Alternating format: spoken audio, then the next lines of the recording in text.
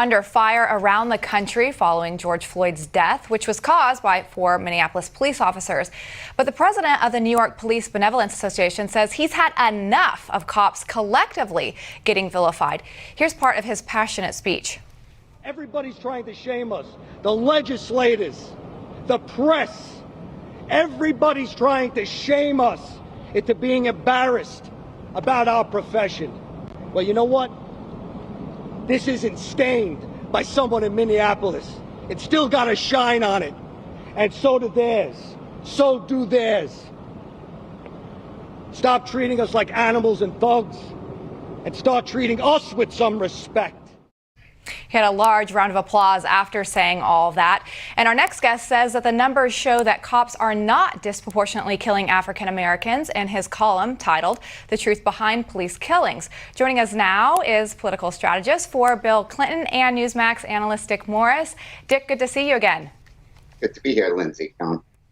Dick, you know, that was the first time I'd seen a collective group of officers push back and sort of, you know, for lack of a better word, get out in front of their own PR and start talking about themselves. They've definitely taken it the last couple of weeks. And the question I have for you is that if you were advising them as a political strategist and, you know, you heard the PBA president say right there, hey, we're not thugs, we're not bad people. He ran through a bunch of incidents and said, you know, most of the 90% of the time we're the guys out there to save you and to prevent an incident from escalating. What do they need to do to reclaim the narrative here? Well, I think statements like that are really the way. There's an article in the Wall Street Journal by Heather McDonald where she painstakingly went through instances of police killing civilians. She found that in 15 cases last year, there were white cops who killed black, or cops of some race who killed unarmed blacks, and one of the unarmed had a gun in his car, but not on his person. 16 of them. But there were 27 instances in which they killed white civilians. And of the 1,000 instances of police killing civilians last year, 26% involved blacks. But blacks committed 53% of the homicides. So it is not disproportionate. It's anything but. And I think that this is going to backlash like crazy against the left. Biden is playing checkers. We need to play chess. We need to look several moves down and understand that the country likes police, the country wants police, and that if the radical left moves Biden too far, he's going to fall off the edge. Yeah. And people are just going to reject him as a tool of the left. You know, Dick, we have this police officer out there saying this, but do they need another voice to be touting this message as well? Because when you have people like Legos, or even we're seeing now that a lot of TV shows are being canceled that we're dealing with cops, Law and Order, potentially many others, do they need a voice for them who can advocate, and not just the police saying, hey, we're doing a great job and this is disproportionate, but somebody else who can be the voice of their cause so that their name doesn't continue to get soiled?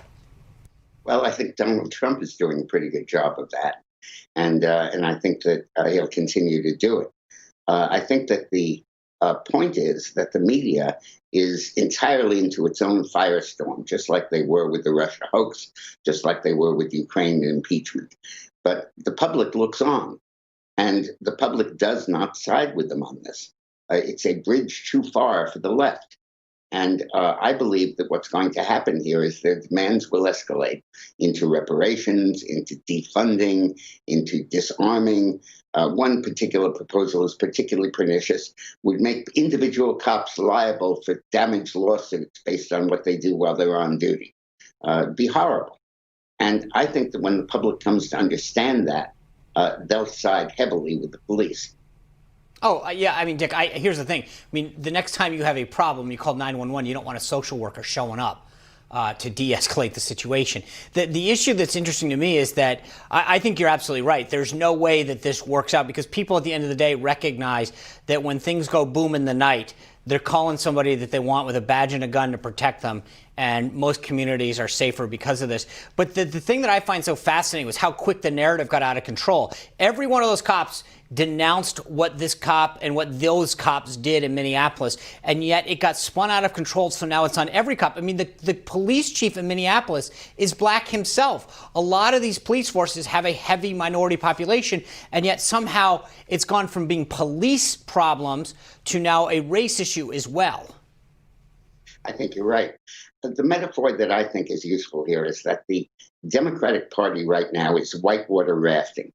They're on a raft, and they like the speed, they like the acceleration and the energy, but they have no idea where the hell this raft is going. There are rocks on each side of the coast. They have no capacity to steer it. All they can do is hang on and pray. And that's really where they're at, because they are at the mercy of the mob. Yeah. The mob is going to, I don't mean the mafia, I mean the street mob, is going to tell them what to do and what to be for. And they're going to way overreach public tolerance. Well, let's hope so. I mean, I think that's what I'm banking on. That's why I think you see a lot of these Democrats right now say we need to fix it, but we don't need to defund it. They know that they are getting dragged pretty far left. So anyway, I think we're going to see where this heads in the next few weeks and where this all shakes out. But I appreciate you being here and sharing your thoughts with us. Okay. All right, well, we talked to a lot of people on this program, great guests, just like Dick Morris, who you just heard from. But we also want to hear from you. At Newsmax, we are seeking to hear from you and our viewers. If you have any ideas for us on issues with our programming or any problems that you may be experiencing with your cable provider or other forms of Newsmax distribution, please let us know. We would love to hear from you. Just go online to newsmaxtv.com/feedback and fill out an online form. Well, a new report says some of the country's biggest newspapers took millions of dollars in advertising from Chinese propaganda outlet. So, can those papers be trusted in the way that they report on China? We'll ask our company next.